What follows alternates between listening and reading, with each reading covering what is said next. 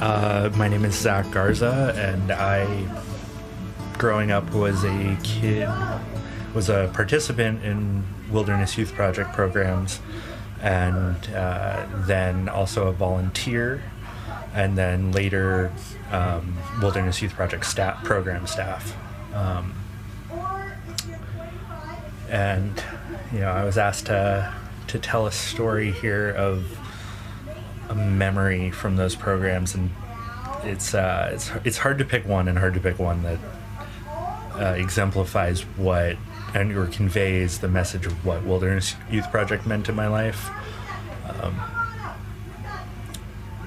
But one got brought up earlier today, so we'll go with that one. And this story takes place kind of in the beginning of my time in high school. I think I was around 14 or 15 at the time. Mm-hmm. And I was in a program called a Wilderness Youth Project program called Northwind Leadership. And that was kind of like a by invite teen after school program that also did a lot of kind of weekend adventures and was very primitive skills focused. And we had started to do this series of trips, survival trips, and we kind of did them in stages where we slowly whittled down the amount of modern amenities we were allowed to have with us. And I think on this trip, we had a knife and a water bottle with us.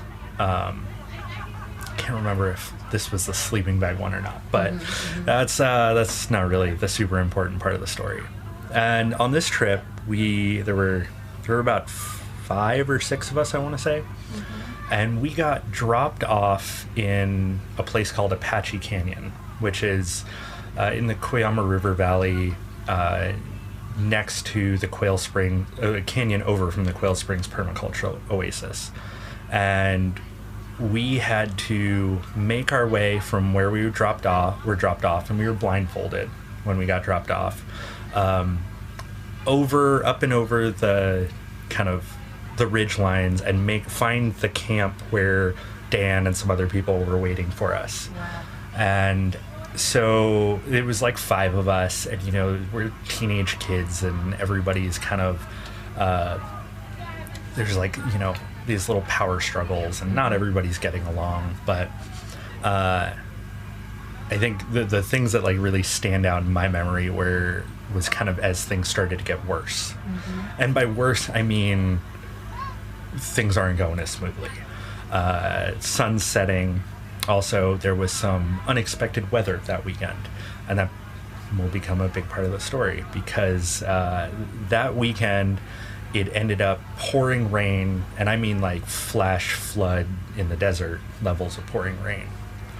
But as everything started to get kind of harder, our group pulled together, and we ended up making it. We made it back.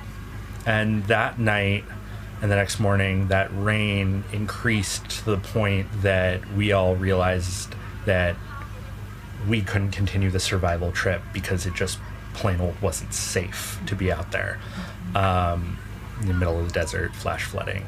And so we all kind of picked up our stuff and we made it back. We kind of congregated at the Quail Springs Permaculture Oasis at their farm buildings.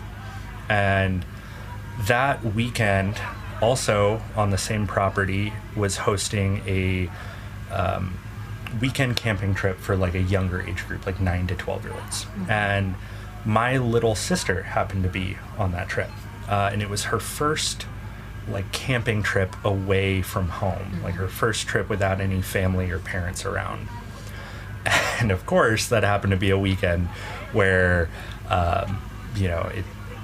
where there was crazy flash flooding, and so you had all these kids running around crazed, pretty scared. Right.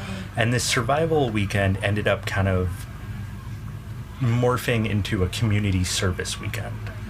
Because those of us who had, the slightly older group who were out there for this, supposed to be very grueling survival weekend, we got our grueling weekend. It just ended up being like portaging kids and gear across what 12 hours before had been a dry riverbed, but was now waist deep raging water.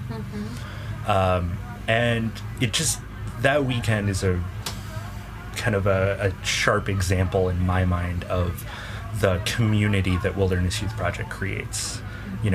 Without any prompting, WYP can create the type of environment that makes a bunch of unruly teenage kids want to be of service to their community.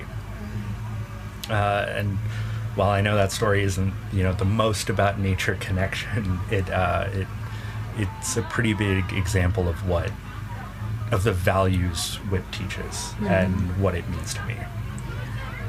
Well, and it's the way you described so beautifully, like the story that you just shared. It is being in nature, right? And all the elements that you faced, right? Yeah. I mean, that weekend still gets brought up a lot because right. It's not every weekend as a program like WYP ends up dealing with 30 kids and flash flooding. I mean, they ended up having to have vans drive from Santa Barbara because the vans that brought us out there, it's about a 2-hour drive.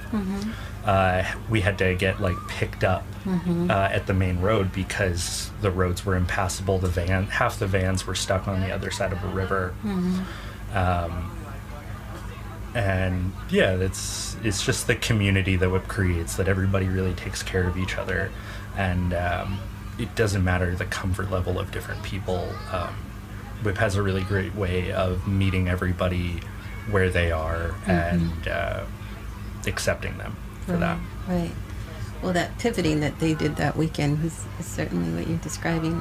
As we close, Zach, is there anything that you want to share about just the 25 years of WYP in this community? And I could ask you a question: what would the next 25 years look like, or 5 years, or an intention or a wish that you have for WYP?